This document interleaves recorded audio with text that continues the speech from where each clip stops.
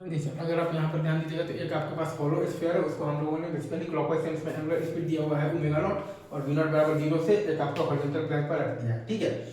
और ये आपके पास सरफेस जो है वो आपके पास स्मूथ है तो म्यू बराबर 0 है, और ये सरफेस का आपके पास जो कोफिशिएंट ऑफ द फ्रिक्शन है वो आपके पास म्यू है, राइट। तो अब अगर आप यहाँ पर बॉटम मोस्ट पॉइंट पर ध्यान देंगे तो प्लेन के रिस्पेक्ट में बैकवर्ड डायरेक्शन में जा रहा है, मतलब कि बैकवर्ड स्लिपिंग है तो काइनेटिक फ्रिक्शनल फोर्स रहेगा आपके पास फॉरवर्ड डायरेक्शन में। अगर मैं फिर से बोलूँ, अगर आप यहाँ पर बॉटम मोस्ट पॉइंट पर ध्यान देंगे तो वो प्लेन के रिस्पेक्ट में बैकवर्ड डायरेक्शन में जा रहा है, मतलब कि बैकवर्ड स्लिपिंग है तो काइनेटिक फ्रिक्शनल फोर्स रहेगा आपके पास फॉरवर्ड डायरेक्शन में रहेगा, राइट। मतलब कि आपके पास हॉलो स्फीयर पर आपके पास काइनेटिक फ्रिक्शनल फोर्स F के इक्वल टू म्यू mg लगेगा फॉरवर्ड डायरेक्शन में, और आपके पास प्लैंक पर ध्यान दीजिएगा तो काइनेटिक फ्रिक्शनल फोर्स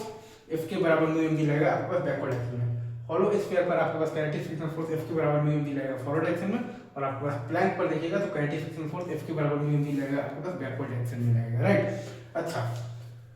अब हम लोग प्योर रोलिंग का कंडीशन जानते हैं कि ये जो बॉटम ऑफ द पॉइंट है वो आपका ये प्लैंक के रिस्पेक्ट में रेस्ट पर है। प्योर रोलिंग का कंडीशन ये होता है कि ये जो बॉटम ऑफ द पॉइंट है वो आपका तो ये प्लैंक के रिस्पेक्ट में रेस्ट पर है।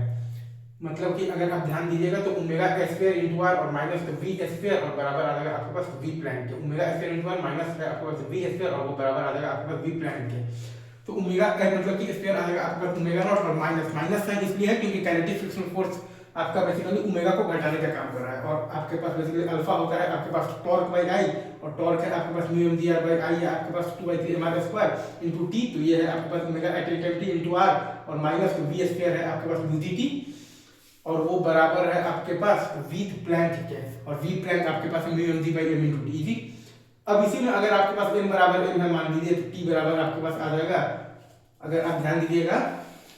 तो 2 omega naught r by 7 mu g आ जाएगा। अगर आपके पास n बराबर m है तो t बराबर आ जाएगा आपके पास 2 omega naught r by 7 mu g, और ये वो टाइम है जब आपका प्योर रोलिंग स्टार्ट होगा। तो s प्लैंक आपका आ जाएगा हाफ a t स्क्वायर से अगर आप कीजिएगा तो वो आ जाएगा आपके पास 2 omega naught square r square और बाई आ जाएगा आपके पास 49 mu g, 2 omega naught square r square by 49 mu g। और उसके बाद अगर आप देखिएगा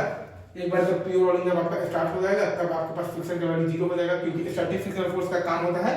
कि वो तो ये वाले इक्वेशन को मेंटेन करे, अल्फा स्क्वायर इनटू आर और माइनस ए स्क्वायर बराबर ए प्लैंक। तो स्टैटिक फ्रिक्शनल फोर्स जब 0 होगा तो तभी आपके पास अल्फा स्क्वायर 0 तो ये भी 0 और ए स्क्वायर भी 0 और बराबर ए प्लैंक भी 0। आई गेस आपको पूरी कॉन्सेप्चुअल क्लैरिटी आ गई होगी, और इसी के साथ हम लोग यहाँ पर ये चैप्टर का इति सीरी रेवा खंडे करते हैं आरबीडी का।